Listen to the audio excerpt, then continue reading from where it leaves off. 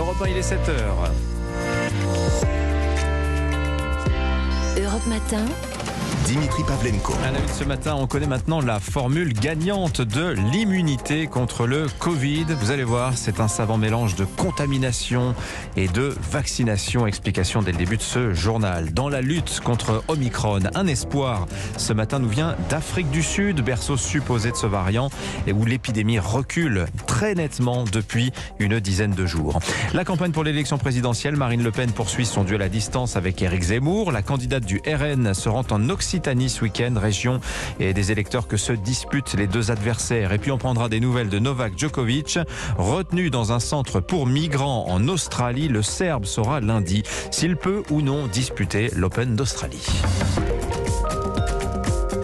Le journal Christophe Lamar. Bonjour Christophe. Bonjour Dimitri, bonjour à tous. Les vagues de contamination se succèdent, les campagnes de vaccination aussi, et on finit par s'y perdre. Hier, le Premier ministre a même évoqué l'idée d'une 4e injection, alors qu'une majorité de Français n'a pas encore reçu la 3e. Pendant ce temps, Omicron déferle et se superpose à Delta. Certains sont tentés de se laisser infecter pour s'affranchir du rappel et laisser faire leur défense naturelle. Yasmina Katou, est-ce que l'on sait s'il existe une parade idéale pour contrer les variants ? Alors pour commencer, rien, pas même une vaccination complète ne protège à 100% contre la transmission. En revanche, une récente contamination par Omicron permettrait de renforcer son immunité contre le variant Delta. Mais la protection est maximale à condition d'être vacciné, précise Gilles Pialou, infectiologue. Et les gens qui auront eu la dose de rappel et qui seront infectés par Omicron auront une double protection par rapport à ceux qui ont par exemple 2 doses ou 3 doses et Delta. La probabilité est doublement ou triplement moindre de se retrouver avec une forme qui nécessite l'hospitalisation. A contrario, avoir reçu sa dose de rappel et être contaminé par le variant Delta ne permettrait pas d'éviter une nouvelle infection par Omicron. Selon les dernières observations, la meilleure combinaison pour une immunité maximale est d'avoir eu le Covid suivi d'un schéma vaccinal avec dose de rappel. Mais il faut rester prudent, dit l'infectiologue. Peu importe le variant, aucune donnée au-delà d'1 an n'est disponible sur l'immunité induite par le vaccin ou la contamination. Yasmina Katou, les chiffres de contamination, plus de 260 000 nouveaux cas hier et des files d'attente toujours aussi nombreuses devant les pharmacies pour se faire dépister. La situation est très compliquée à l'école, près de 10 000 classes fermées depuis la rentrée. On dépasse les 50 000 cas positifs, élèves et professeurs confondus. Du coup, ces dépistages à tour de bras, c'est devenu intenable, dit un chef d'établissement. D'où le rétropédalage du ministère de l'Éducation qui met en place un nouveau protocole. L'ancien n'aura pas survécu à cette semaine de rentrée qui s'achève. Désormais, si un nouveau cas positif apparaît dans un délai inférieur à 7 jours, les élèves cas contact ne seront pas obligés de recommencer le parcours de 3 tests. Nouveau protocole valable dans le primaire ainsi qu'au collège et au lycée. Explication complète dans le journal de 8h. Un espoir tout de même, il nous vient d'Afrique du Sud, berceau supposé du variant Omicron. Les contaminations là-bas marquent nettement le pas. Quant au nombre d'hospitalisations, eh bien, il reste très faible. Explication Marion Gauthier. Moins de formes graves et des séjours à l'hôpital moins longs que lors des précédentes vagues. Et depuis quelques semaines, moins de cas, témoigne le docteur Angélique Coetzee. Elle est l'une des premières à avoir diagnostiqué des infections au variant Omicron. Je m'occupe de 116 patients, je n'ai eu que 4 cas hier. Nous essayons de vivre avec le virus, plus d'avoir peur de lui. Les hôpitaux jamais submergés, mais tous les indicateurs étaient au plus bas avant que la vague Omicron ne déferle, souligne Ridwan Souliman. Le docteur en mathématiques appliquées analyse les données de l'épidémie au Conseil pour la recherche scientifique et industrielle. Il y a beaucoup de différences entre les pays. Le niveau d'immunité acquis après de nombreuses infections, la population qui est plus jeune ici. L'âge médian est de 27 ans. Mais je pense que les autres pays peuvent s'attendre à une vague plus courte, comme en Afrique du Sud.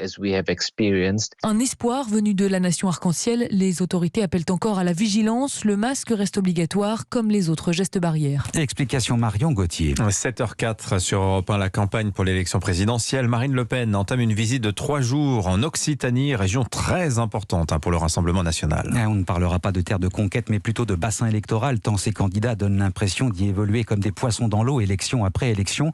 Une Marine Le Pen qui se méfie de la concurrence d'Éric Zemmour, adversaire déclaré prêt à fondre sur son électorat. Et ce n'est pas un hasard si elle a choisi Béziers, Victor Chabert. Oui, Marine Le Pen rend visite à son fidèle allié Robert Ménard, un déplacement lourd en symbole. Au programme, visite du chantier de l'école de Samuel Paty, puis de la crèche de l'hôtel de ville avec des élus. Cet après-midi, elle se rend dans une cave coopérative à une quinzaine de kilomètres de la cité biterroise pour une rencontre avec des viticulteurs avant d'aller devant la maison natale de Jean Moulin. Dans un mouchoir de poche avec Éric Zemmour et Valérie Pécresse dans les sondages, Marine Le Pen entame ses 3 derniers mois de campagne dans une position de grande concurrence, alors que depuis plus d'1 an, elle était donnée au second tour face à Emmanuel Macron. Avec ce déplacement, elle choisit donc de parler au cœur de son électorat, la France rurale, agricole, des villes moyennes. La candidate du RN poursuit demain sa visite de l'Occitanie en se rendant dans l'Aude, à Carcassonne et Trèbes, où elle déposera une gerbe devant la stèle d'hommage au colonel Arnaud Beltrame, tué par un islamiste en 2018, avant de rejoindre la ville de Perpignan. Victor Chabert qui suit le déplacement de la candidate du Rassemblement national pour Europe 1. À gauche, Christiane Taubira se laisse une dizaine de jours pour dire si elle se lance dans la bataille de l'Elysée. De son côté, Anne Hidalgo ira à Jarnac demain pour s'incliner sur la tombe de François Mitterrand, mort un 8 janvier. Une mauvaise idée selon l'ancienne candidate Ségolène Royal. Jarnac, ça porte malheur, confidence faite à notre confrère d'Aujourd'hui en France, Le Parisien. Dans l'actualité internationale, la situation reste confuse ce matin au Kazakhstan, même si la tension semble être un peu retombée dans les rues d'Almaty, la capitale économique. La plus grande ville du pays a été le théâtre d'affrontements entre policiers et manifestants. Les émeutes ont fait des dizaines de morts parmi les civils et plus de 1000 blessés. L'armée russe est arrivée en renfort pour prêter main forte au président kazakhstanais dans sa tentative d'éviter le chaos. Et l'ordre est rétabli. C'est d'ailleurs ce qu'il vient de déclarer à l'instant. Aux États-Unis, c'était attendu. Joe Biden a clairement désigné Donald Trump comme le responsable de l'invasion du Capitole il y a 1 an. Je ne laisserai personne mettre le couteau sous la gorge de la démocratie, a lancé le président démocrate. Réplique de son adversaire malheureux à la dernière présidentielle. Il utilise mon nom pour diviser encore plus l'Amérique. Alors peut-être avez-vous fait refaire votre carte d'identité et avez-vous la nouvelle, celle format carte bleue. Conservez-la bien parce que c'est peut-être un collector. Alors elle reste valable, ce n'est pas la peine de la jeter par-dessus bord, mais vous l'avez sans doute remarqué, elle est traduite en 2 langues, le français bien sûr, mais aussi l'anglais. Par exemple, vous trouvez surname à côté de nom et ainsi de suite. Eh bien l'Académie française veut y mettre un terme, elle veut dé-anglophoniser la carte d'identité et elle va donc saisir le Conseil d'État. Hélène Carrère d'Ancos, c'est la secrétaire perpétuelle de l'Académie française. Ce n'est pas normal, c'est précisément un document administratif qui se réfère à l'identité d'une personne. La Constitution française dit que le français est la langue de la République. Il est clair que les documents administratifs, les documents juridiques, etc., doivent être au maximum dans la langue de ce pays. Bon, c'est tout. C'est du point de vue de nos institutions et même du respect de notre Constitution, c'est déjà totalement déplacé. C'est déplacé par rapport à ce qu'est la langue française. Enfin, elle n'est pas une langue avec une autre. Dans ce pays, elle est la langue de ce pays. Ça suggère que la langue française ne suffit plus à dire les choses les plus élémentaires, c'est-à-dire à décrire quelqu'un. Et par conséquent, si on commence de cette manière, on finira par tout traduire et, je dirais, par affaiblir le poids de la langue française. Hélène Carrère d'Ancos avec Océane Théard. Le tennis, on a un peu la frontière entre le sport, la diplomatie et le fait divers. Novak Djokovic est toujours retenu à Melbourne en Australie. Et ces conditions de rétention suscitent l'indignation de ses proches et des autorités serbes. Le numéro 1 mondial, qui n'est toujours pas parvenu à convaincre les autorités de la validité de son exemption médicale Covid, est donc logé dans un hôtel pour migrants illégaux, très loin des standards habituels réservés aux cadors du circuit.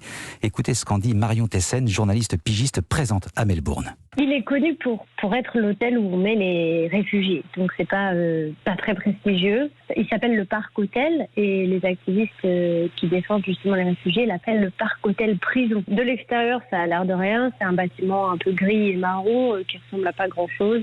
Les vitres sont teintées. Djokovic aurait parlé à sa famille aussi. Il a dit à sa mère qu'il y avait des petites bêtes, des petites puces et ce genre de choses dans son lit, dans sa chambre, que la nourriture était pas bonne.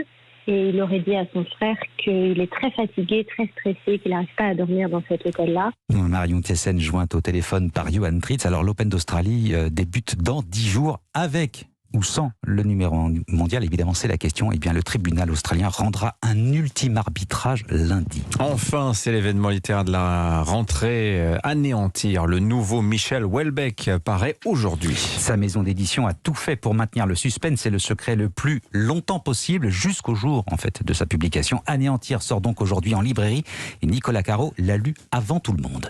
730 pages reliées, couverture cartonnée, c'est Houellebecq lui-même, l'amateur de l'objet livre qui tenait à ce format. Avec son titre « Anéantir », on pourrait penser qu'il s'agit d'un Houellebecq sinistre et pessimiste, mais non. Beaucoup de personnages sont en quête de bonté et le message du livre pourrait être « L'amour sauve ». Ça commence comme un roman d'espionnage. Des vidéos sont diffusées sur le web par des hackers, notamment une où l'on voit le ministre de l'économie, Bruno Juge, qui ressemble étrangement à Bruno Le Maire d'ailleurs, se faire guillotiner. Mais c'est un montage. Le ministre, lui, s'occupe d'affaires plus importantes comme la présidentielle de 2027 dans 6 mois avec son conseiller Paul Raison. C'est lui le héros du livre et ça ne va pas fort. Son couple est à la dérive, son père vient de faire un AVC, il retrouve sa sœur Grenouille de Bénitier. Autant de prétextes pour explorer différentes strates de la société contemporaine. Houellebecq distille dans son roman de la politique, de l'économie, de la sociologie. Tout y passe avec un dosage subtil de mélancolie et d'humour. À la Houellebecq, le livre a été tiré à 300 000 exemplaires. Nicolas Caro, Anéantir, le nouveau roman de Michel Houellebecq, c'est chez Flammarion. Merci à vous Christophe Lamar. Allez,